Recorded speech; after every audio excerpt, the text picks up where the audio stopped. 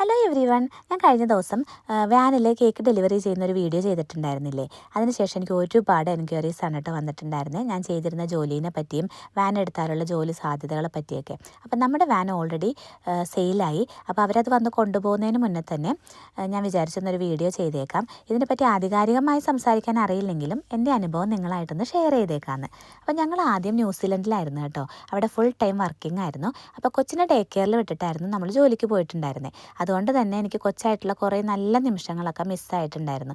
അതിപ്പോഴും ആലോചിച്ചിട്ടുണ്ടെങ്കിൽ നല്ല സങ്കടം വരുന്നൊരു കാര്യമാണ് കേട്ടോ. അങ്ങനെ കൊച്ചിനെ മിസ്സാക്കിയിട്ട് കൊച്ചിൻ്റെ കാര്യങ്ങൾ മിസ്സാക്കിയിട്ട് ജോലിക്ക് പോയതിൻ്റേതായ യാതൊരുവിധ ഗുണങ്ങളും ഉണ്ടായിരുന്നില്ല. കാരണം നമുക്ക് കിട്ടിയ പൈസ മുഴുവൻ ഡേ കെയറിൽ കൊടുക്കാനേ ഉണ്ടായിരുന്നുള്ളൂ.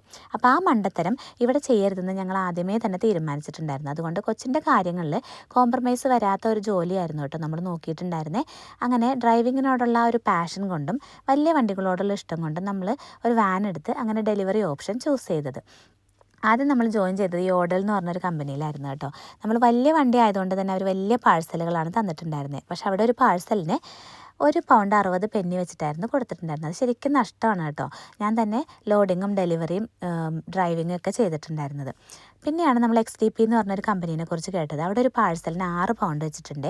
അപ്പോൾ ഞങ്ങൾ വേറൊരു സ്റ്റാഫിനെയും കൂട്ടിയിട്ട് ആ കമ്പനിയിൽ ജോയിൻ ചെയ്തു. പിന്നെ എനിക്ക് ഡ്രൈവിങ് മാത്രമായിരുന്നു ചെയ്യേണ്ടായിരുന്നുള്ളൂ.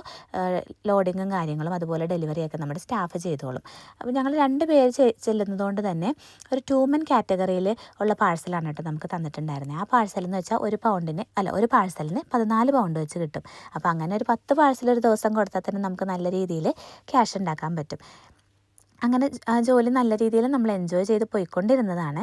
പക്ഷേ 3 മണിക്കുള്ളിൽ പാഴ്സൽ കൊടുത്ത് തീർക്കാൻ പറ്റാത്ത അവസ്ഥയായി തുടങ്ങി. അപ്പോൾ കൊച്ചിനെ പിക്ക് ചെയ്യുന്ന സമയമാകുമ്പോഴേക്കും നമുക്ക് പാഴ്സൽ തീരാത്തത് കൊണ്ട് കൊച്ചിൻ്റെ കാര്യങ്ങൾ വീണ്ടും കോംപ്രമൈസ് ചെയ്ത് തുടങ്ങി. അങ്ങനെയാണ് കേട്ടോ ഈ ജോലി നമുക്ക് നിർത്തേണ്ടി വന്നത്.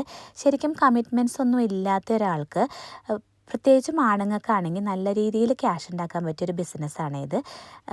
നമുക്ക് പക്ഷേ അത് അവിടെ വെച്ച് നിർത്തേണ്ടി വന്നു.